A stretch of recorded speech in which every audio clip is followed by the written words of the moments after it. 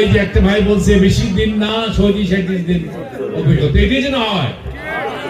এই শপথ নিয়ে আপনারা যাবেন এখান থেকে আজকে থেকে 37-38 দিন পরে আমরা এই জায়গাতে ইনশাল্লাহ এমপি হয়ে যাতে আপনাদের সামনে কথা বলতে পারি। আপনারা যারা আজ আছেন সামনে, সরকারে বিএনপি সরকার হবে এবং আপনারা নেতৃত্বে থাকবেন এবং আপনারা এলাকার উন্নয়নের জন্য কাজ করবেন। একটা মসজিদ করে দেবেন, রাস্তা করে দেবেন, বিদ্যুৎ নিয়ে যাবেন। মনে রাখবে যে অমুক বিএনপি ওয়ার্ডের নেতা এইকে টেনে দিয়েছিল।